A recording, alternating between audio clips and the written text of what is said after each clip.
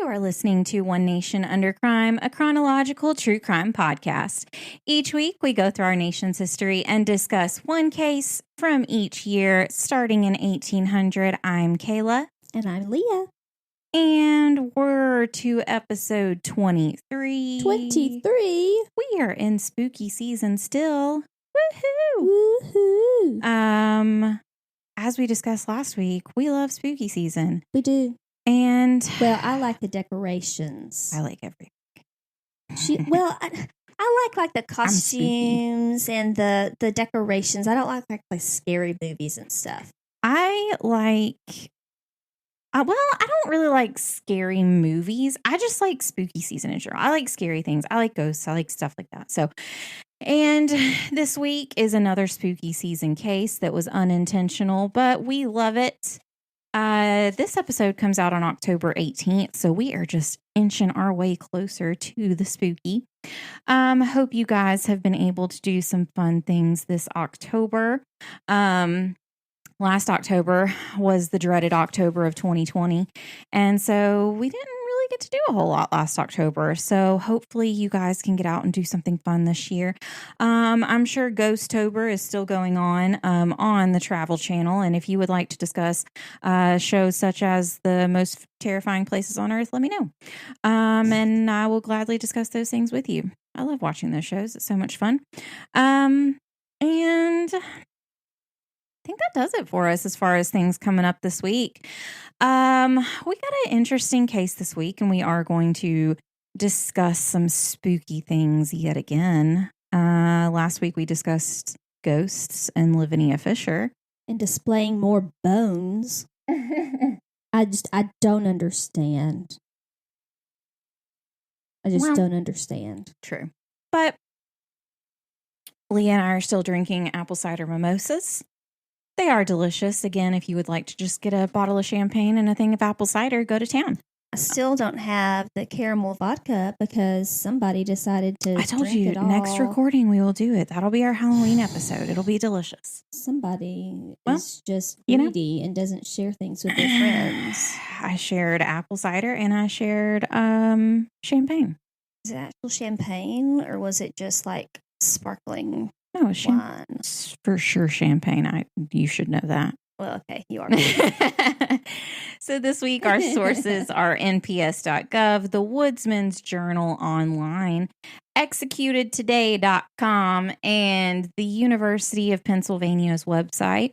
And Brad continues to add to his list of sites that Kayla is. Brad has got a real issue with my searches. So we this week are going to be discussing Tommy Jemmy. Wait. Tommy Jemmy, like Jemmy. Okay. He has two first names. Jemmy, yes. And Kau-Qua-Tau. I believe that's how you say her name. I could not find an actual phonetic spelling. Is she a spelling. Native American? She is. Okay. She is of the Seneca Nation. Okay. And so we're going to discuss them this week. But before we get into that, let's get into our events of 1821. Okay. On February 9th, the George Washington University was chartered as the Columbian College of the District of Columbia by President James Monroe. And George Washington University is still in D.C. today. February 23rd, the College of Apothecaries was organized in Philadelphia, Pennsylvania. It is the first pharmacy college in the United States. Everything starts in Philadelphia. It's crazy. March 5th. Is it West Philadelphia? Born and raised? There wasn't a playground that I'm aware of. So March 5th, James Monroe and you're welcome. And Daniel D. Thompson began their second terms as president and vice president of the United States. May 30th, James Boyd patented the rubber fire hose. So that's important. May 31st, the Cathedral of Assumption of Blessed Virgin Mary was dedicated in Baltimore, Maryland, and is the first Catholic cathedral in the United States. That is a very long name. It is. It's like, what was that? I don't remember what it was. Our Lady of Perpetual Sorrow. That's all I can remember from like one show that I watched. That they said that was like the name of the thing that they went to, like school or something. Anyway, June 27th, the New Hampton School is founded in the state of New Hampshire. July 10th, the United States took possession of the newly bought territory of Florida from Spain, or Florida. August 4th, the Saturday Evening Post is relaunched. It took like about a 2 or 3 year hiatus. August 10th, Missouri was admitted as the 24th state. September 1st, the first colonies were established along the Santa Fe Trail. September 3rd, the 1821 Norfolk and Long Island hurricane struck New York City. September 18th, Amherst College was founded in Massachusetts. And December 17th, Kentucky abolished debtors' prisons, which essentially were prisons for people who couldn't pay their debt. I knew what that was. So, births in 1821, on January 2nd, we have Napoleon Lebrun. He was an American architect known for several notable Philadelphia churches, such as St. Augustine's Church on 4th Street, Cathedral Basilica of Saints Peter and Paul on Logan Square. He is a Capricorn. October 22nd, spooky season. Collis Potter was an American industrialist and railway magnate who invested in the Central Pacific Railroad. Not specific, but Pacific. He's a Libra. And December 25th. That's Christmas. Clara Barton was born. We discussed her in our episode of the Purrington Massacre. She is a humanitarian and founder of the American Red Cross. She is cousins with Martha Ballard, who we discussed in that case, and she is a Capricorn. She did great things. Good humanitarian. And human. I mean, maybe. We don't know. The deaths in 1821. We have Elizabeth Ann Sutton. She's the first person born in the United States to be canonized by the Catholic Church, so she is actually a saint. She established the first Catholic girls' school in the nation in Emmitsburg, Maryland, and founded the first American congregation of religious sisters, the Sisters of Charity. March 13th, Waitsil Avery, lawyer and soldier who fought a duel with Andrew Jackson, died. He did not die due to the duel with Andrew Jackson. October 11th, John Ross Key is a judge, lawyer, and father of Francis Scott Key, who wrote The Star-Spangled Banner. He died. So May 2nd of 1821. It's my husband's birthday. Different year. Look at there. I would hope.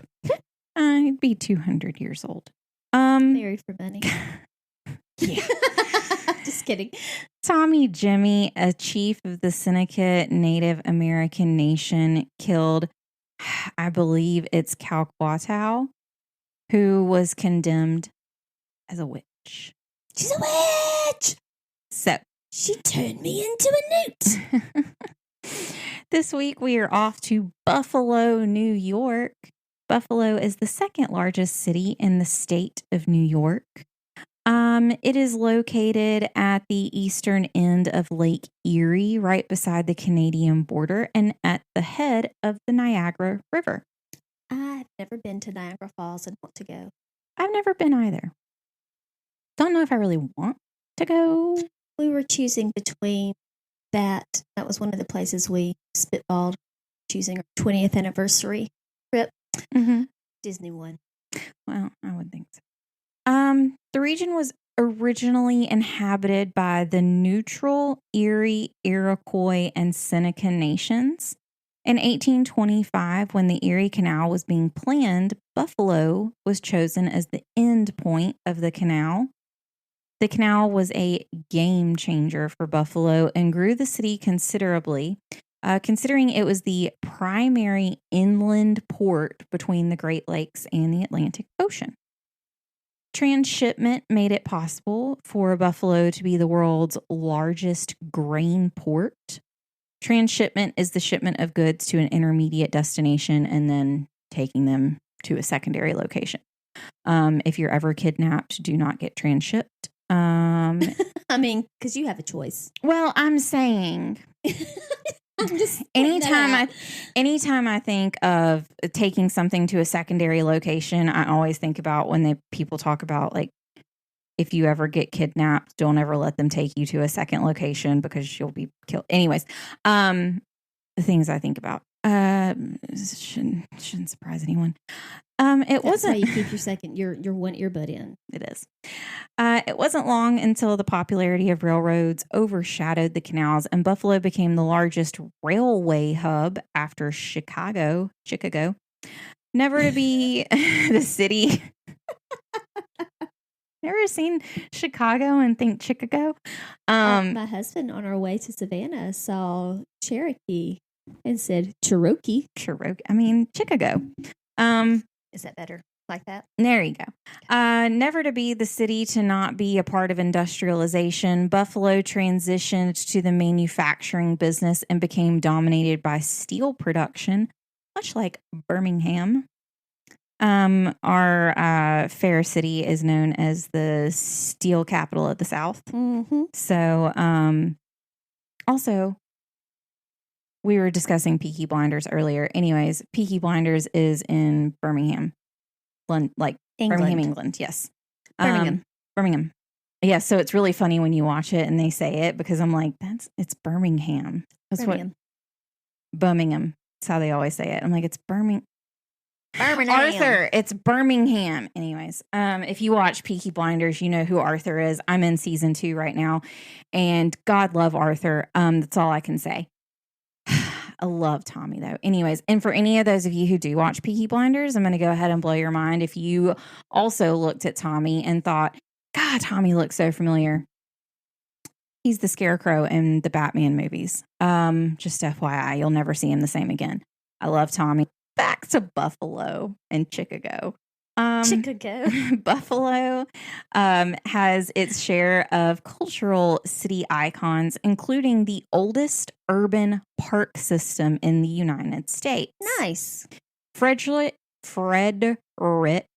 Law Olmsted. I'm going to take your mimosa from you. I'm not. Anyways.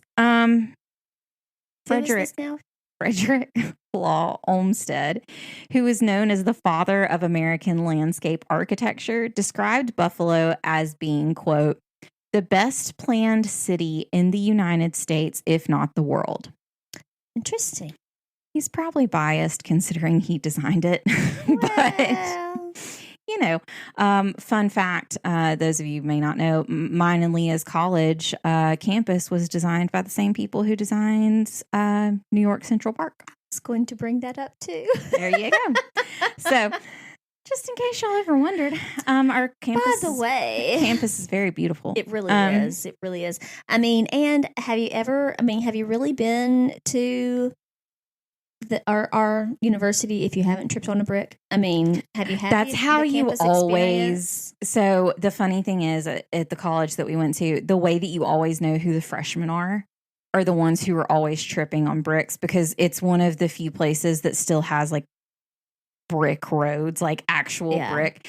And some of them are so old. They've been slowly redoing some of them, but some of them are so old that, like, trees have grown under them and they've kind of popped up here and there. And it's just so funny because you can always tell who the freshmen are, especially like when sororities and stuff are starting, because they're all trying to like really dress up and look. And it's like you always see people just tripping left and right. And it's like, oh, you're new here. Got it. No, I had to dress up to go to work. So, I mean, I couldn't help it because there wasn't changing before going to work. I mean, it just had to happen. That's so funny. But yes, if you've never been to our college if you've not tripped on a brick. Correct. That's our college campus also has several ghost stories. I did a ghost campus tour of our college for our college newspaper. It does. One of the main buildings on campus is haunted. And anyways, might have to talk about that one day. I wonder when our college was founded. Anyways, it was a girls' school, so it wasn't all girls' school. Early. So anyways, it's interesting story of our college. But either way, yep. By the same people who did Central Park, so it's always fun. The city is also home to the Buffalo Philharmonic Orchestra, the Buffalo Museum of Science, the University at Buffalo, and Buffalo State College. There are also 2 major league sports teams there, the NFL team, the Buffalo Bills, and the NHL, for those of you who don't know, National Hockey League, Buffalo Sabres. Buffalo is also given credit for the creation of buffalo wings. Huh. For our international listeners who have the misfortune of not knowing what buffalo wings are chicken wing sections that are deep fried and then coated in a vinegar-based sauce. It typically consists of cayenne pepper hot sauce and melted butter. My boyfriend makes the best hot wings. They are awful messy, so I rarely so messy, eat them. But I love them. We actually had buffalo wings this week. Fun fact. Publix makes the best buffalo wings, or like hot wings. Oh, they're so good. Get them in the deli section. If you live near a Publix, run, don't walk. Anything. I walk. Sorry. No. Anything in the Publix deli section is always except their top-notch. chili. That is the only thing that I'm making my own chili. I'm not buying. Yeah. Well, but I mean, you're at work, you're on lunch. It's a that's true. That's true. I get that, but I wouldn't get chili. I would get one of their other. They have a lot of other soups that are really good. Oh, their lobster bisque, so good. Either way, if you don't live near a Publix, if you ever see a Publix, go to their deli section, get some wings. You will not regret it. Totally thought you were going to say weed, and I was like, they do not have weed there. By the way, why are you telling people to get weed? Look. We've got listeners in Colorado and California. I'm not going to tell them what to do with their days. I'm aware of the misfortune I have of being in Alabama. All right. Okay, fine. But yes, just saying. Their wings. It's unclear who actually created the buffalo wing because there are several people and restaurants who claim to have created them, including one story of a guy by the name of John Young who moved to Buffalo from Alabama. I say he did it. And he began serving chicken wings served in a special tomato-based sauce in 1961. I mean, because we fry everything here in Alabama, so it totally makes sense. Fun fact, John Young was inducted into the National Buffalo Wing Hall of Fame in 2013 at the National Buffalo Wing Festival. Huh. So, we're going to get to some of our notable residents of the city of Buffalo, and there are so many. I'm sure. It has its own Wikipedia page. Wow. Page. And I mean hundreds of people. It's ridiculous. So while this is a long list, this does not even scratch the surface of the amount of people that I had to go through to make this list.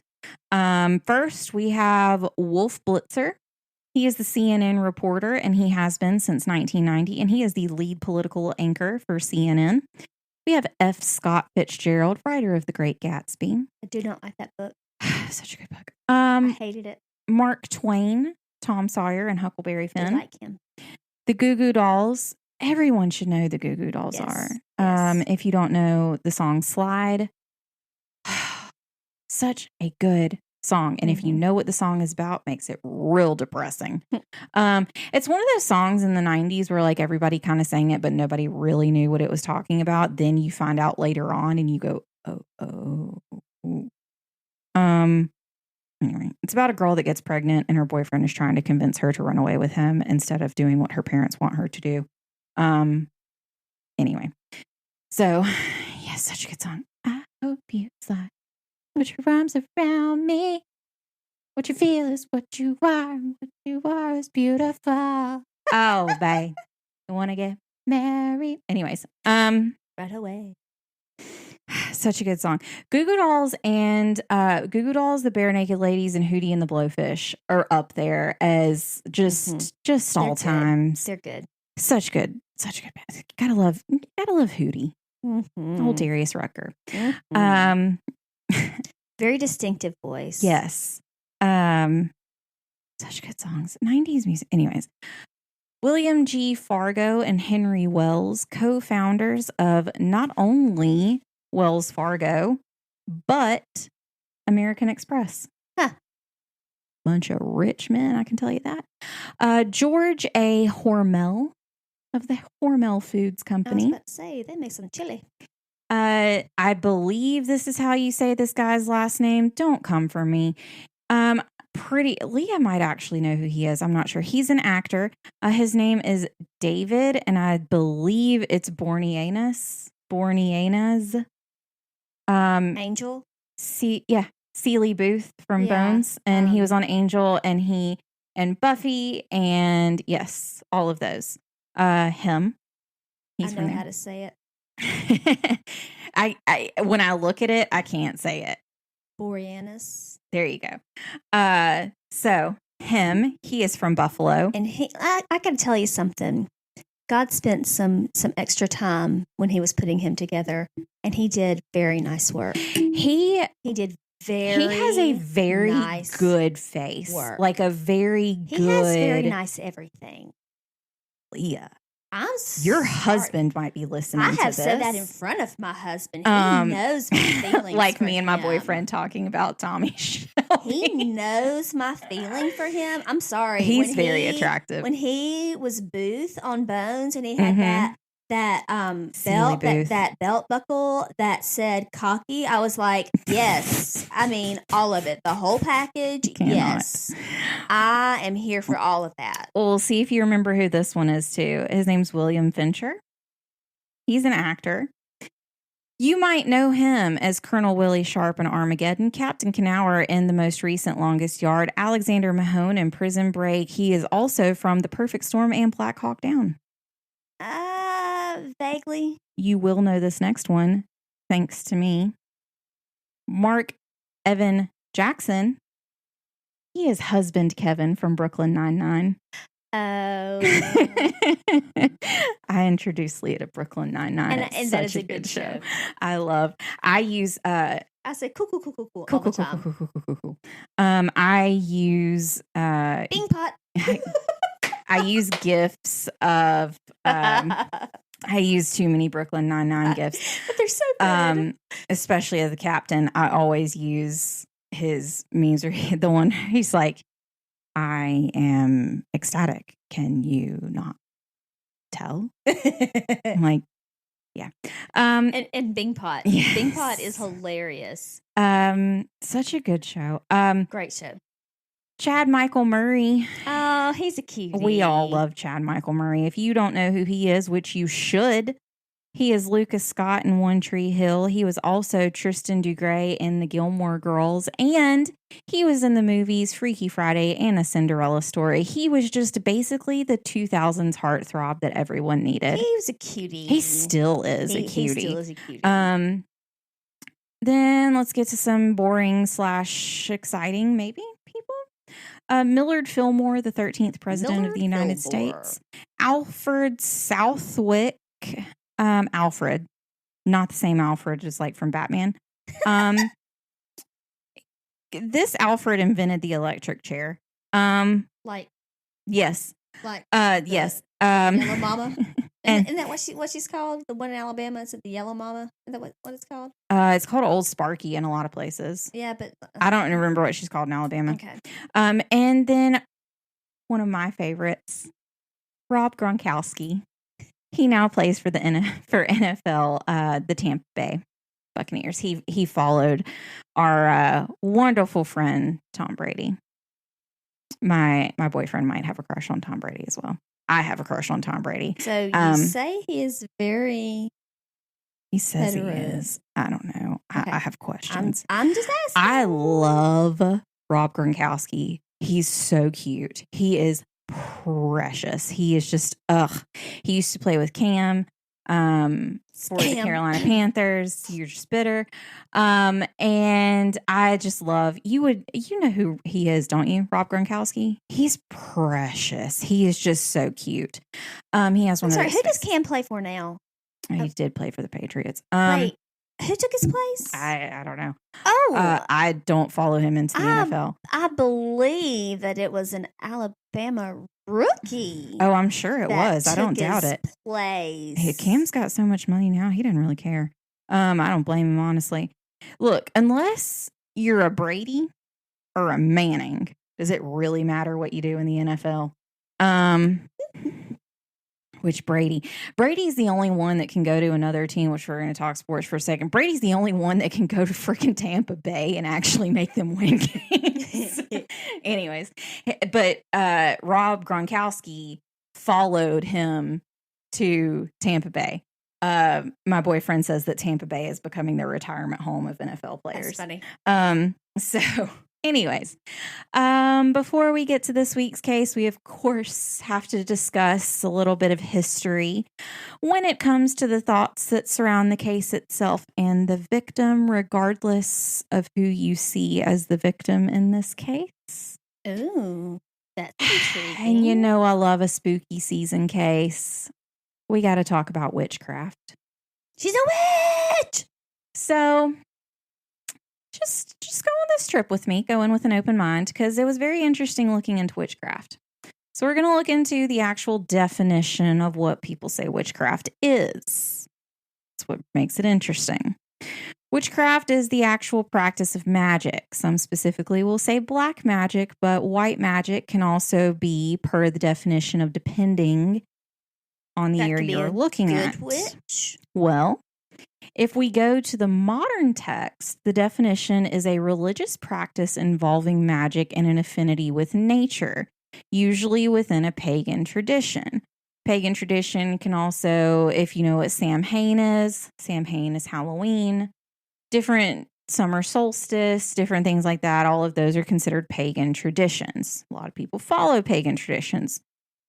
So essentially, by definition, you could boil witchcraft down to a religion practiced by a group of people, if you really look at it.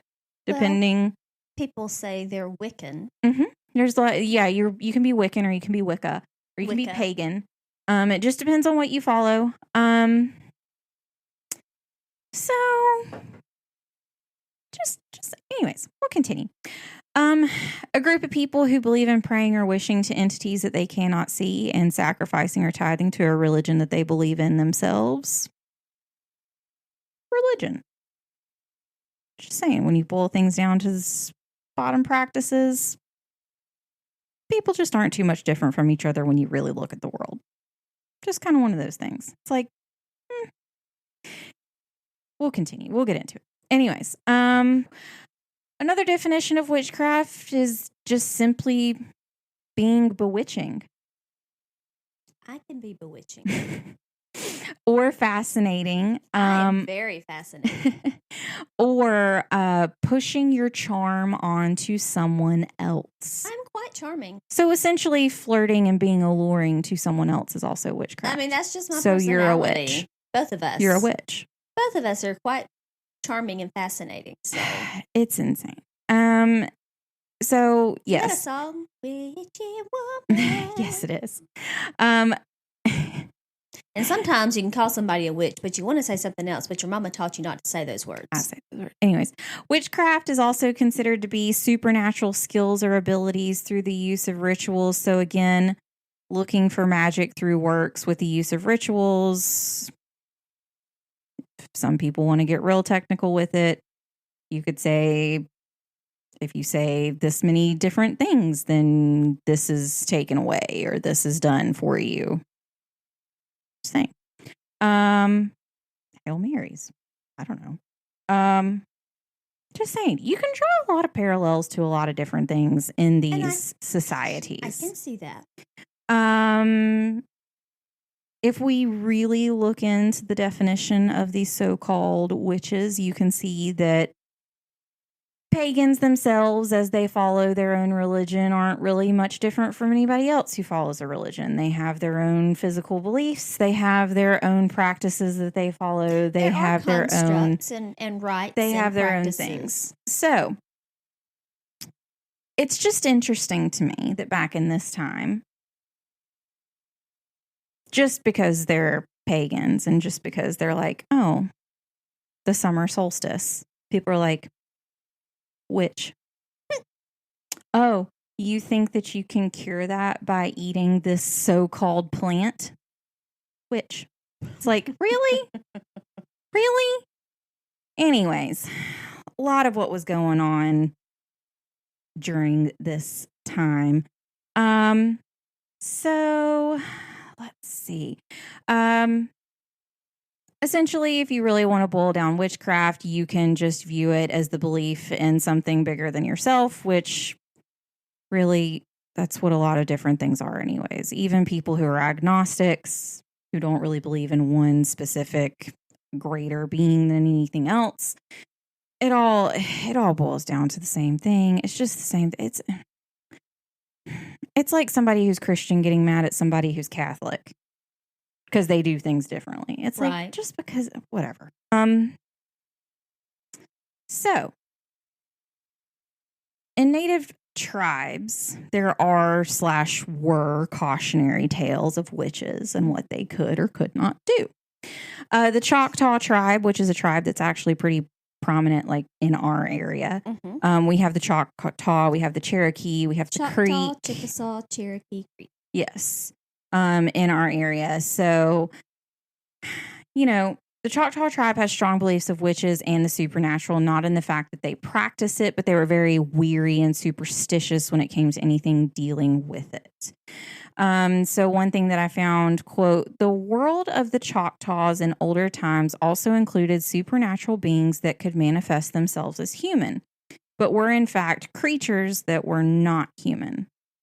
Disasters were caused by witches, and witchcraft was blamed for all sorts of adverse events, accidents, or illnesses. Choctaws believed that the sole aim of a witch was to bring chaos, disorder, and destruction upon the community, and that they were thought to have supernatural powers. End quote. Tribes have many stories that are passed down through family members about witches and how these witches had the ability to disguise themselves when they needed to. Mm-hmm. I mean, I could disguise myself if need be. But, absolutely. Big glasses, big hat. Who knows?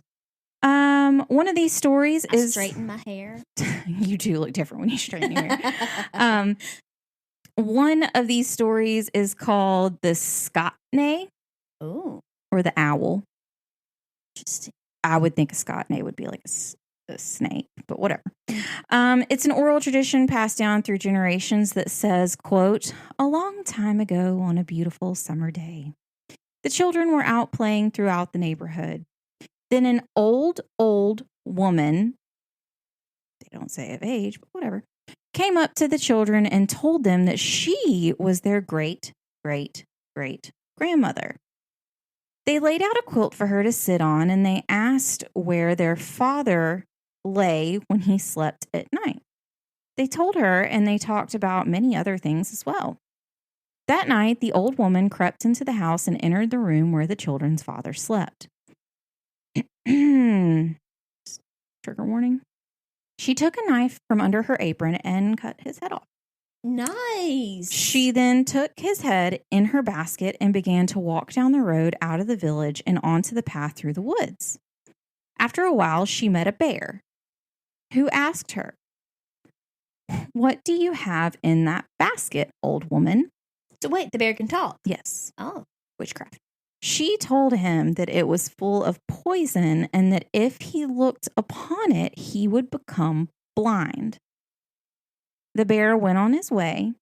The days passed and the woman kept on the path through the woods. Suddenly, she was stopped by two wildcats. One of the wildcats asked, what do you have in that basket, old woman? She told them, again, it was full of poison and they would go blind if they looked upon it. Ignoring the old woman, one of the wildcats grabbed the basket. So apparently these wildcats are anthropomorphic, but whatever. They have thumbs, I guess. Well, their claw could have grabbed it. They could have sunk the claw into the basket and snatched it that way. One of the wildcats grabbed the basket from her and saw she had a head After seeing the head, they ran into the woods. There they decided this was the person who was killing all of the animals and people in the villages. They didn't go blind. No. So they planned to intercept the old woman along the path and kill her before she could kill anyone else. When they caught her, one of the wildcats went into the woods to get a club while the other one stood guard. Unclear whether it's a club or a club. I think it's a little weird to bring a club there. Music could be a little too loud, but I don't know. The old woman said to the wildcat standing guard that his friend knows that if he kills me, then he will have good luck forever. So you should not wait on him and kill me yourself to have the good luck yourself. Tricky. The wildcat agreed and went to go find a club himself. Weird. Again, you would think of dancing at a moment like this. When he turned back around, he watched as the old woman transformed herself into an owl and flew away before he got back. He realized the old woman was not a human being at all, but a witch. She's a witch! There you go. So, it was the spring of 1821 on the Buffalo Creek Reservation that a Seneca native living about 3 miles from the mouth of the Buffalo River got sick and died a lingering death. Don't know what lingering death means if you're dead. Well, it died a lingering death, like a long sickness, like it took a long time for them to die. Lingering death. That just makes it seem to me like you were dead, but you were just lingering there dead. No, it just means it took a long time to die. They lingered instead of just going right on off. The medicine men of the village were confused and thought that the man's death was extremely suspicious. After all, he died very quickly, and they weren't too sure what he was sick with in the first place. Well, he died quickly, but they said a lingering death. That is very contradictory. See? Keep in mind, this was also 1821, and medicine clearly was not at the same standard that it is today. Naturally, the assumption was that he was a victim of witchcraft. Cue Salem witch trial vibes. Anyways, there was a Seneca native woman by the name of, Kau-Qua-Tau. I really hope that's right. Who took care of the man before his death. And of course, as I already said, a la Salem, she was immediately pointed to as the suspect in his murder. It had to be her. It was a, quote, murder by witchcraft and sorcery with the aid of an evil spirit. Oh. Kau-Qua-Tau wasn't blind to the consequences of being a witch as a Seneca native, and she fled her home and the entire reserve. She crossed into Canada.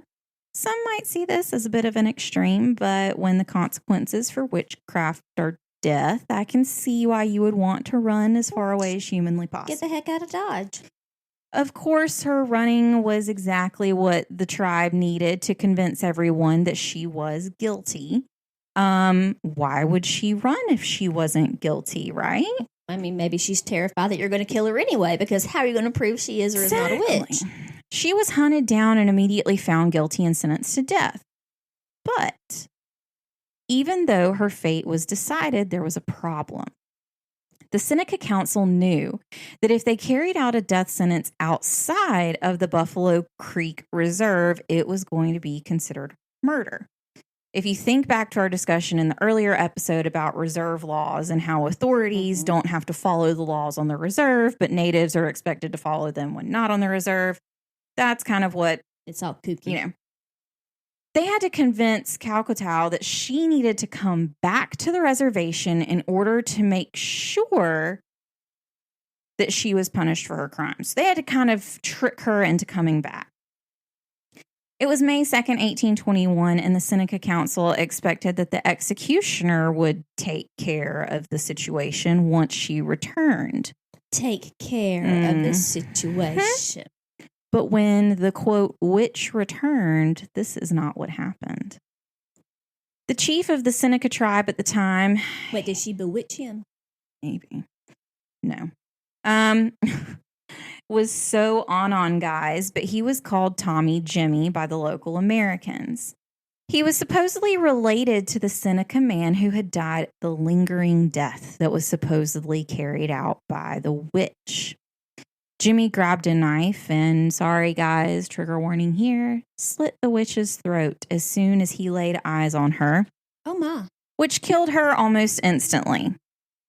I don't know how that almost kills you instantly, but, you know, who am I? So, Kau-Qua-Tau was allegedly buried under the floor of her cabin, which stands on the grounds of what is today Lower Ebenezer Cemetery above Casnovia Creek. Wait, why would you bury somebody under the floor of their cabin?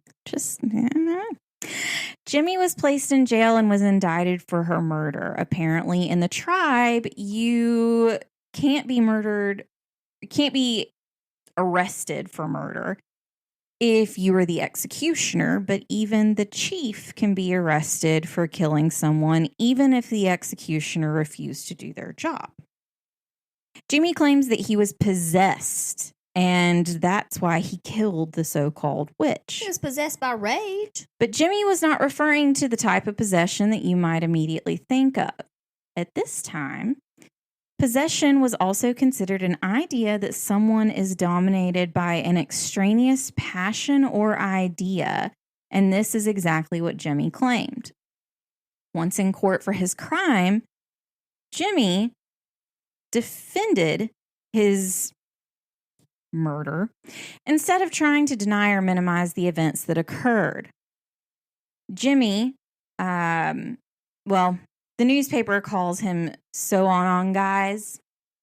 I'm sorry, calls him what? His actual name, which is so on guys. He's a chief. So anyways, the local paper covered the trial and they turned it, of course, into a sensation. He was arrested and thrown into the prison in the village of Buffalo on Saturday, May 5th of 1821. During his first trial before a circuit court session held in Buffalo, which started in mid-July of 1821, he never denied killing Kau-Qua-Tau. In fact, he pleaded not guilty because, quote, the Seneca, this is an exact quote, the Seneca Indians were a sovereign and independent nation, exercising exclusive jurisdiction of all offenses committed by any of its members within their own territory. Since both Kau-Qua-Tau and Sononongais, were Seneca, and both the judicial execution and the alleged witchcraft had occurred on Seneca territory, according to the chief, his legal counsel, and the Seneca Nation, this was not a matter for the courts of New York State.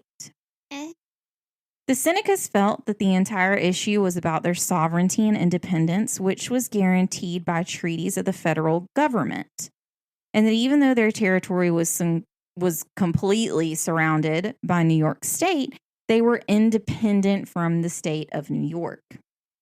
The jury found itself obliged to, quote, a very thorough examination of all the laws, treaties, documents, and public history relating to the Indians, direct quote, which went back quite far. The jury accepted the merits of Tommy Jimmy, but they were also unwilling to rule in a manner that happened within a native reservation. What a novel idea. Jimmy was eventually set free without any punishment, and he was pardoned by the New York legislature for his actions. The court deemed that Jimmy was acting as an executioner regardless of whether this was true or not. The Seneca tribe left the cabins and the homes in the area, and those homes were reassigned to those in a group called the Ebenezer Society. The society didn't know about the history of the cabin on the bluff, and someone moved in to Kau-Qua-Tau's home. Oh no, where she had been buried underneath. Since then, there are stories of people hearing strange sounds around the cabin and seeing visions that people could not explain. The residents couldn't sleep, and anyone who tried to stay in the cabin overnight complained of the same issues as the residents. According to Seneca legend, the spirit of Kau-Qua-Tau appeared one night to the Ebenezer Society's leader, Christian Metz. Metz stated that Kau-Qua-Tau appeared to him bloody and bound in chains. The next day, Metz had the cabin of Kau-Qua-Tau burned down, and the clearing that remained was turned into Ebenezer Cemetery. A fence was erected in the left rear corner of the graveyard where the cabin is believed to have stood, and to this day, the area is still fenced off and no other graves are marked in that area. It's said that no one has ever been buried in the same spot that the, quote, witch Kau-Qua-Tau rested. And it was not until September 26th of 2021. Ooh, this recently. Year, that a marker was finally placed at the location where Kau-Qua-Tau was buried in the cemetery. The West Seneca Historical Society said, quote, "The role of the Seneca Nation in our town is vital. They were the first inhabitants here, and this is a story that has some local attractions. But we want to get the story out more of this woman as a respected member of her community. We feel that she was kind of an unfortunate demise, but we want to keep her memory alive." The marker was paid through a grant from the Pomeroy Foundation's Legends and Lore program. And that is the story of the murder of Kau-Qua-Tau, the quote witch. That's very sad. Isn't it? But why? Why would you bury somebody under the floorboards? Why would you? Wow. What was I guess because they figured nothing was going to happen to the house. I guess they didn't think about people moving into it later. So they were like, oh, that's the witch's house. Nobody's going to live there. So we'll just bury her underneath it. How weird is that? Why not put her in a graveyard? Maybe they didn't want to put her in a graveyard because they thought she was a witch. What was the custom here? I mean, even with the Purringtons, they buried him in the ground. They just buried him across the road with the implements he used to kill his whole family. I mean, I get it. But I guess being a witch, they don't know. They just buried her under the house. I mean, that is just weird. I mean, at least they didn't put her on display. That we know of. I will say, they did not put her on display. That we know of.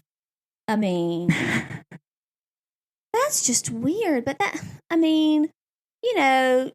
dude was just mad, and he was butthurt that his family died. Oh, well, it said that he was a relative. It did not say how far of a relative he was. He was just mad. He wanted somebody to pay for his relative dying. I mean, I think some people out there know what BDE is. I think this dude had some of that going on, and don't know what that means. I don't. Big energy. Okay. I think he had some of that going on. Oh, sure. And he was the chief of the tribe. Mm-hmm. And if the executioner's not going to do it, I'm just going to do it myself. There you go. Bye. I'm going to show this little girl. Bye. Yeah. Oh, and you're going to come back. Well. Okay, sure. I'm going to take care of this. We got this. Mm-hmm. Don't worry. Don't worry about you. We got it. I don't understand why. And honestly, so it wasn't included in here, but the more and more research that I did about her, she was like nursing the man who died for this last few days of his life. Like she was there. So because she was simply there, they were like, witch, she killed him. Yeah. They wanted somebody to blame. No, she was there helping him. And she was someone in the community that was known to like, for natural remedies and she was a healer. Exactly. Much like all of the witches in the Salem witch trial were also healers as well. I mean, anyways, I have feelings on that little girl from Salem witch trial. Anyways. Well, that's like I watch. I've read, and I haven't read all the books, but I've watched Outlander. And Claire, the main character. She's a healer, you know, and I know there's fantastical in that, and I do love fantasy movies and stuff and books like that, and she was accused of witchcraft, but it was because she knows medicine, and if people can't explain it and their minds are so small, they can't explain something. Same thing happens they call it today. Witchcraft. Yeah, they call same thing happens today. I mean, there are a lot of people who prefer like now people say they're like crunchy people. Like, you know what I mean? Like they'll call people crunchy, and it's like, okay, so that same person you would be calling a witch 100 years ago. Yeah. Same person doing the same things. You're going to call them a witch. Mm-hmm. Like, really? I mean, I have semi-crunchy tendencies. Oh, I mean, I do, definitely. I collect crystals. I'm a witch. So, I like essential oils. Now, witch? Witch? I will use medications. But right. I use peppermint oil. I will use peppermint oil on my stomach if my stomach is feeling yucky. I put peppermint oil in my shower. Mm-hmm. It smells good. It does. But I'll use peppermint oil on my stomach, like if I have a stomach ache, or I'll use that in a heartbeat before I take medicine. It's just like if there's something else out there, like I take activated charcoal because I have like a lot of issues, and so I'll take activated charcoal. Does that take care of all your issues? No, trust me. Okay. That alcohol does that. No,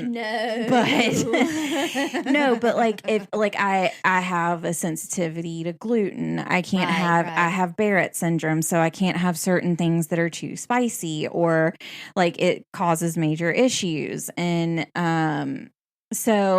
but activated charcoal will like soak up things in your system. Right. So before like years ago, before I went to Mexico, the doctor that we went to gave us some like seasick medication and stuff. But the one thing that he said was go to like your normal store and buy activated charcoal before you eat anything in Mexico. That way, if it doesn't agree with you, or if you do try to get food poisoning, like the activated charcoal soaks it all up.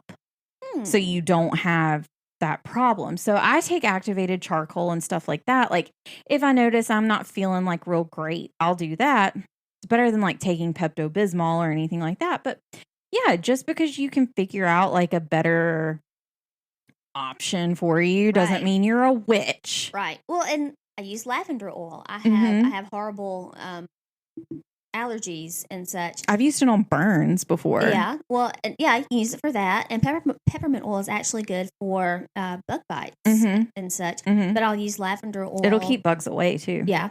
For allergies. And I have different oils that I will use for things. Now, is that to say that I won't use actual medicine? No.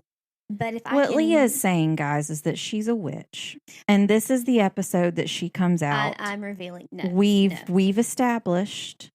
I'm a Christian witch. Hey, it's a serious group of people. All right, there is a group of Christian witches. You think I'm kidding, guys? Go Google it. There are Christian witches that are out there. I'm just saying. I'm not. But what I'm saying is, pagan. I'm a little crunchy, but I believe in Western medicine as well. I mean, I'm only going to use oils, and, essential oils are going to heal all of your issues. You don't need to take any medication. No, I mean, please give me the Xanax when I need the Xanax. Well, and it's just like there are people out there who like get cancer, or they get really sick and things like that.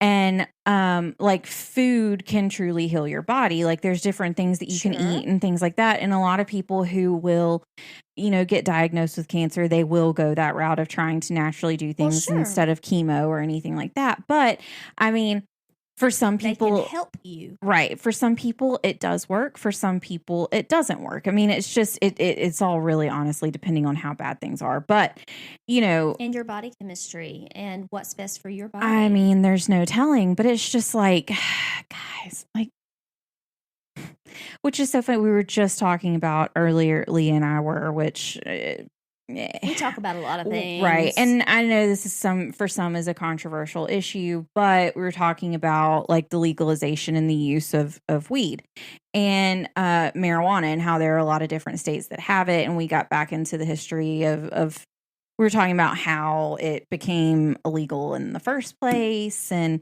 just different things like that. And it's funny that became illegal around the same time that pharmaceuticals started becoming more of an emerging industry. And while, like we've said before, we totally advocate for people taking pharmaceuticals that need them, you also shouldn't be denied the right nor access to something else if you chose something else for yourself that is a natural substance. Like it grows. It's not like it grows in the ground. So does a carrot. Are we going to outlaw carrots next? Kayla has done research, is what she's saying. I have strong issue with certain things. Well, I have an issue when there are proven cases of things working for people, and probably, I mean, honestly, which I don't know if Leah even knows about this. One of the biggest reasons that I did research so much about it is when I was in college, I was on the writing staff of our college paper. And one of the things that I wrote about was Charlotte's Web, which Charlotte's Web is a form of marijuana that you can create different types of it. And Charlotte's Web is a strain that's still out there now, that a lot of people use who have children who are autistic, or they have issues, or they have, and there was a family in Alabaster, and that was what I wrote about at the time. Alabaster is kind of on the outskirts of Birmingham, and there was a family in that town that it was really helping their child who had neurological issues, and the state of Alabama was not approving marijuana for medical use, and so they moved to Colorado. Like, they took their entire family and moved because they were like, this works sense for our child, and you're telling us no. That's when I have issues. When you're saying, we've tried everything. We've tried all the medications you've given us. We've jumped through the hoops. We've done everything. This works better for us. And they're like, no, you're good. No. Yeah, and they just up, and that's what bothers me is when, now there are some things, no, I don't believe you should be able to, not to get into a too controversial topic when it comes to this, but yes, there are people who are on the uber religious side of the spectrum who don't believe in any treatments for their children at all. Now, I do agree with that there are laws and procedures put into place to protect children in those instances, but like it's like you're going one extreme to another. Yeah. Like, you can't do that. And I do have an issue with that. And there have been parents who have gotten in a lot of trouble for, not believing in modern medicine, and they don't get their child treatment and they go to jail because their child died. And that's a major problem. And, so we can go one way and the other, but this family, I wrote a whole article about them, but it dealt with Charlotte's Web, and the family just up and moved to Colorado because they were like, we don't know what else to do. And this is working for their child. Yeah. And there's a difference in that. And there's a quality of life that you have to put into perspective when it comes to that. And you know what? And in my opinion, just like everything else, again, I know that out of the two of us, I'm the hippie, and I get it, and I'm cool with it. I mean, but if it's something that grew in the ground, and it's I don't understand. Now, oleander also grows in the ground, and that's poison. Well, but there's tons of things out there like that. But there can also be a misuse of it. And so there needs to be a regulation of it, just like, tobacco. Well, my point of it is look, I don't even care about regulating the use of it. If you really want it, again, just like alcohol. I'm aware. You can in the ground. Yeah. And there needs to be a regulation of that. I saw something the other day that was like, show me somebody that's died from weed. And it was this really funny thing that it was like, I mean, if you walked under a falling 10,000 pounds of weed, it would kill you. I mean, which I get it. Like, I understand it can be a gateway thing. I think we've discussed it in an episode, but for those who don't know, I had a father that dealt with major drug issues all his life. I get it. Like, I'm not blind to that. Right. I get that. I think people who are conservative in their use and who are responsible with it, you go for it. A lot of people who have anxiety benefit greatly from it. A lot of people use CBD. And it'll come out in all of our episode notes and everything. But we partnered with a company who sells CBD products. And I use CBD products to sleep and to help me with anxiety and stuff like that. And so I don't think that there's anything wrong with safe usage of products. And you know what? If the state really has a problem with it, then you know what? Make it legal and put a tax on it if it's really that big of a deal to you. Like the government, anyway, the government always wants money. Sure. So if that's what you're looking for, with alcohol, alcohol is legal, and that's what I'm saying. You know, get a tax on it. Absolutely. I mean, and that's what I'm saying. It's insane. With alcohol, there are guidelines with it. There are regulations on it. It's one of those things. I think they're like, we don't know how to regulate it. We don't know this or that. But it's just insane to me. Like they can come in and they can arrest people for having like one plant, and it's like, come on, people, we got bigger fish to fry here. There are regulations, and you know they're talking about we need to make guns illegal. Yeah. Okay. Well, and I know that I jumped to guns. Okay, well, you made drugs illegal, and nobody has those. Right.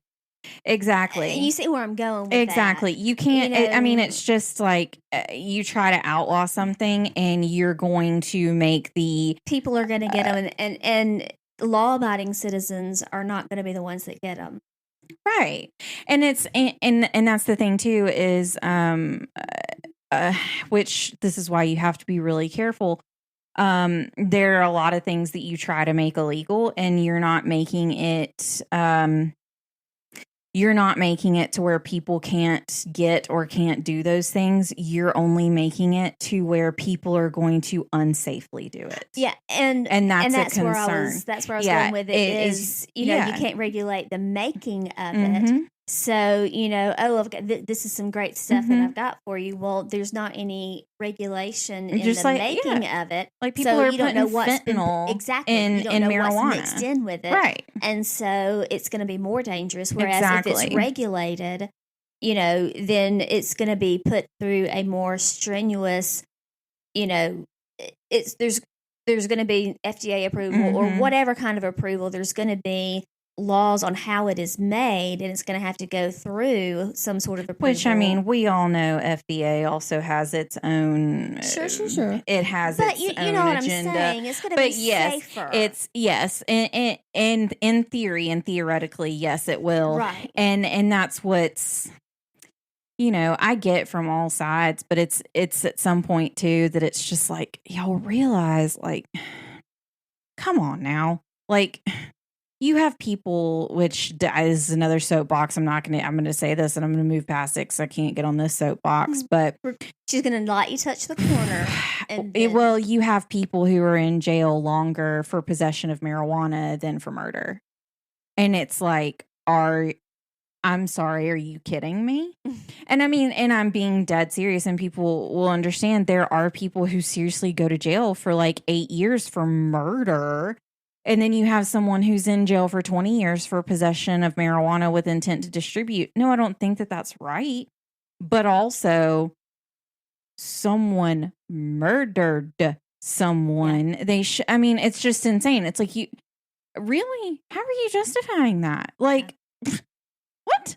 I mean, and I get it. People should, whatever. I get it. But there's just such a discrepancy between the two that it's like, and I know we haven't discussed it, and I know we haven't talked about it a lot on this show because there's not a lot of information out yet. And even from the time that we record this isn't going to be coming out until the 18th. But I know, and by that point, I'm sure a lot more is going to be known. But, we've not discussed the Gabby Petito case on, yet. Oh, yeah. Because I don't want to perpetuate information that's not 100% verified. Right.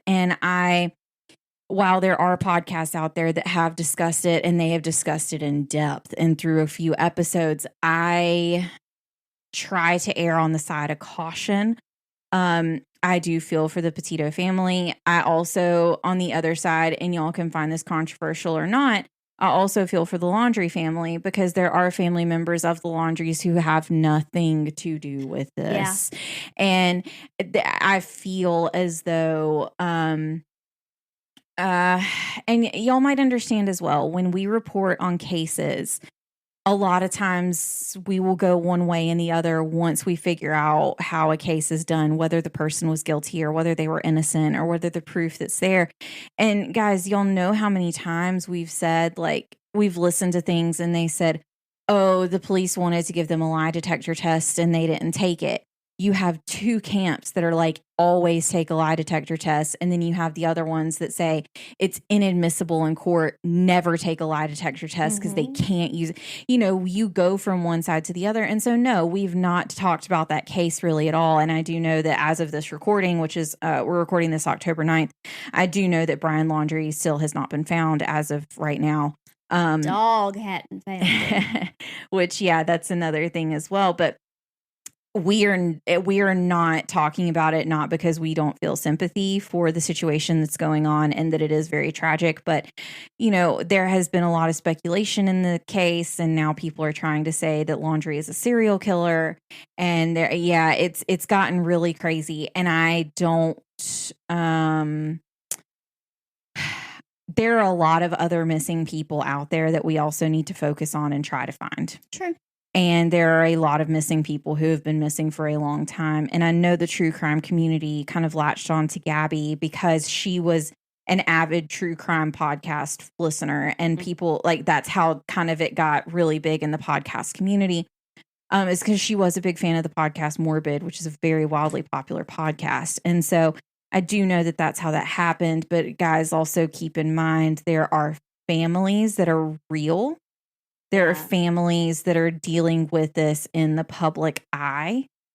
And as a public, we are not here to be judge, jury, and executioner. We have to wait. As much as that sucks, we have to wait and see. Because there are some things that we don't know. We don't. That we aren't privy to. And we won't know. We won't know until he's either found, whether that be dead or alive. At this point, we don't know what that is. Right. And he goes to trial, or he is unfortunately found deceased and we find out after that. Nobody knows.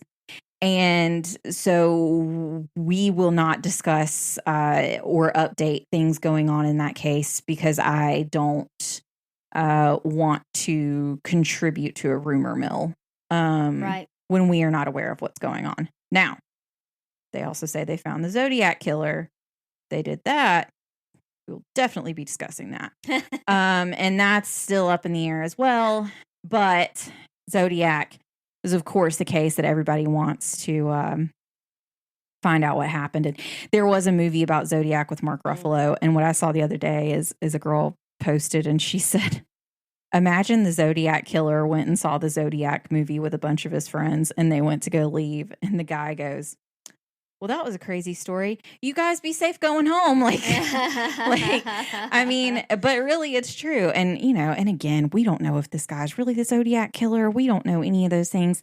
Guys, you got to be really careful when you talk about true crime cases, and it's dangerous. But, you know, at the end of the day, we feel for the Petito family. It's a really difficult thing that they're going through, and they're going through it, and the Laundrie family. They're both going through it in the public spotlight, and we will never understand what that is. Be easy at all. And, you know, and I'm not placing blame or innocence anywhere in saying that.